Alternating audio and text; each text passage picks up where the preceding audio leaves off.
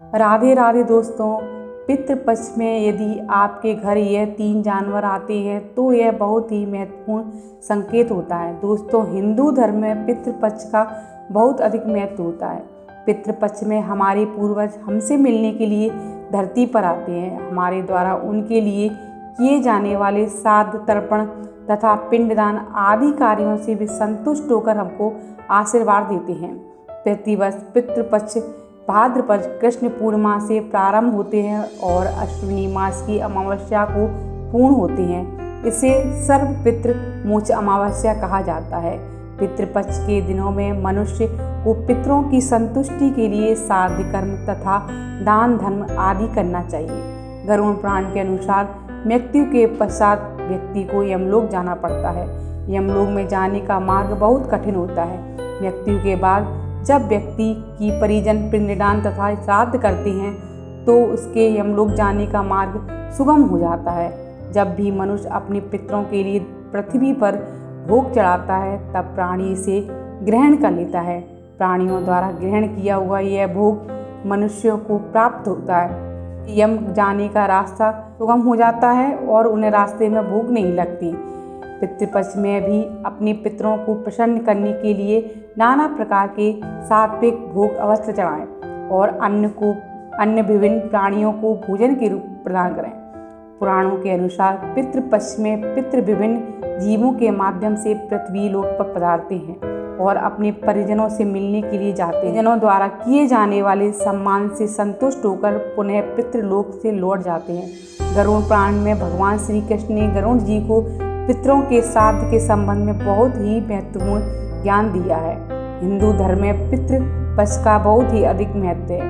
पितृपक्ष में जो मनुष्य अपने पूर्वजों की आत्मा की शांति के लिए श्राद्ध कर्म करता है वह श्रेष्ठ फलों की प्राप्ति करता है। यदि पितृपक्ष में यह प्राणी आपके द्वार आते हैं तो उन्हें शुभ संकेत समझना चाहिए।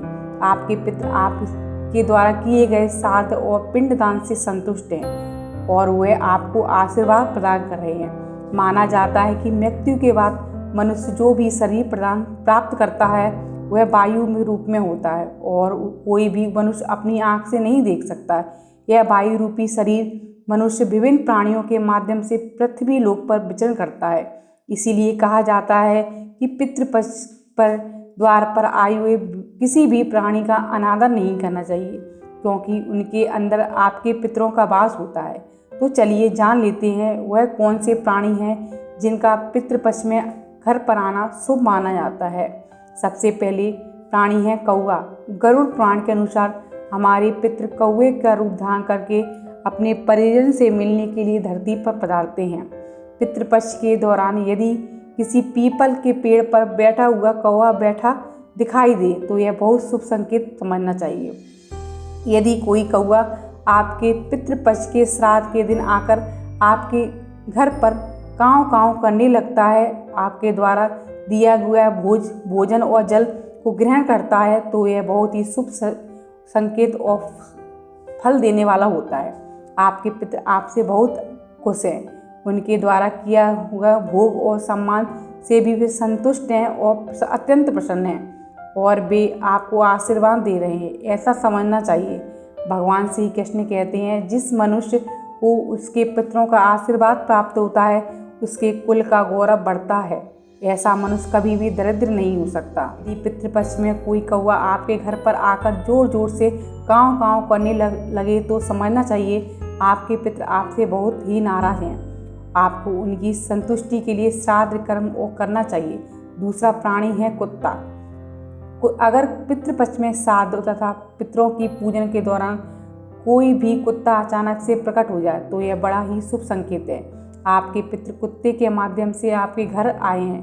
कुत्ते के साथ बुरा व्यवहार ना करें, ना ही गलती से कुत्ते को डंडे से मारें और कुत्ते को आदर के साथ भोजन कराएं और अपने पितृ जिससे आपके पितृ आपसे संतुष्ट हो जाएं। पितृपक्ष में कुत्ते के द्वार पर आने का यह संकेत आपके समस्त पितृ दोष का नाश होता है और अब आपके जीवन में मंगलमय होगा। तीसरा प्राणी है गाय। पितृपक्ष पर गौ माता आती है तो आपकी बहुत ही आप भाग्यशाली हैं। गाय के रूप में आने वाले पितृ बहुत ही पुण्यवान होते हैं। उन्होंने अपने जीवन में बहुत पुण्य कमाए। यदि वे गाय के रूप में आपके द्वार पर प्रकट होते हैं तो इसे सुख संबंधी का संकेत समझना चाहिए।